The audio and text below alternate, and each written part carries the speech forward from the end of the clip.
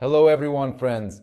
After the armed attack on two National Guard servicemen of the United States near the White House, US President Donald Trump ordered and publicly announced a large-scale review of all asylum cases, regardless of which country the refugee came from. Yes, and he also ordered a re-examination of green cards already issued to foreign citizens from 19 problematic countries. The Trump administration will conduct a large-scale immigration review after the shooting at the National Guard. This decision may affect, and I have no doubt it will affect in the future, hundreds of thousands of migrants and refugees, including Ukrainians, Afghans, and people from countries with a high migration risk. What decisions have been made in connection with these latest changes and orders from Donald Trump? USCIS has officially suspended all Afghan immigration applications, and not just those from Afghans.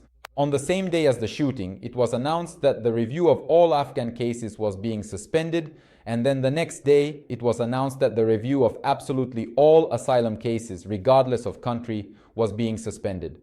That is, all cases have been suspended, and currently there are more than 1 million such cases under review. Just so you understand, this is according to the statistics. A review has begun of all decisions that were approved for refugees during President Biden's administration. A comprehensive re-examination has also been launched for green cards issued to foreign nationals from 19 countries, including Afghanistan, Venezuela, Sudan, Somalia, Iran, Yemen, Turkmenistan, Laos, Burundi, Togo, and others. But these are countries that are considered to pose an increased risk. Moreover, they will even be reviewing green cards for those who obtained this status a long time ago and have already been living in the United States for many years.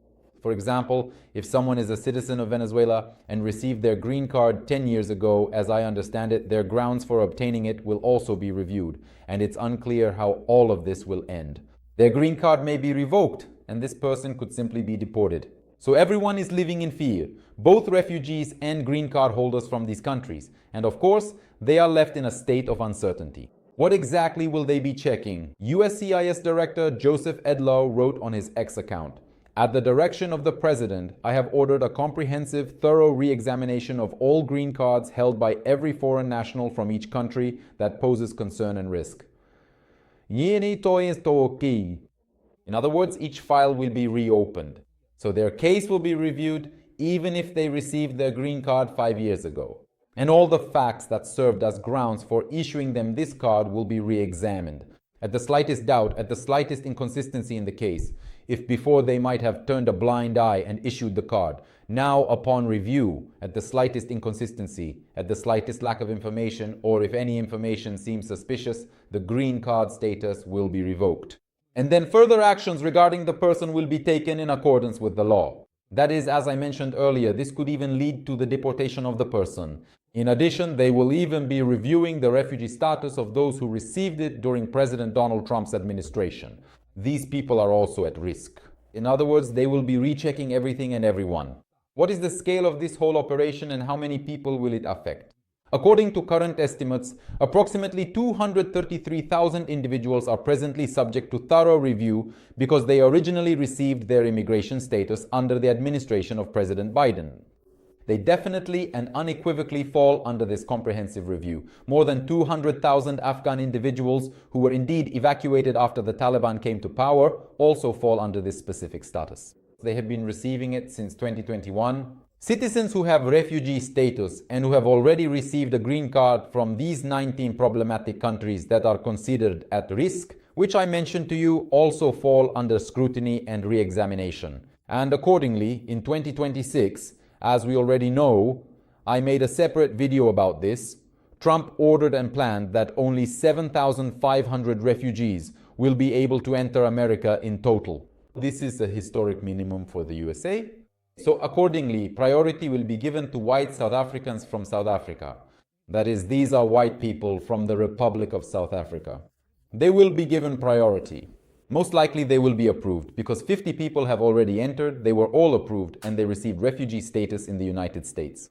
This is very important. This will have a very strong impact on international migration and refugees. Why? Because the United States of America is undeniably one of the absolutely key and most significant migration routes in the entire world. the European Union carefully observing and seeing precisely how strict and stringent the United States' current policies are, I am quite sure and confident that it will adopt some crucial elements of this tough and robust migration policy and subsequently implement them effectively within the European Union itself.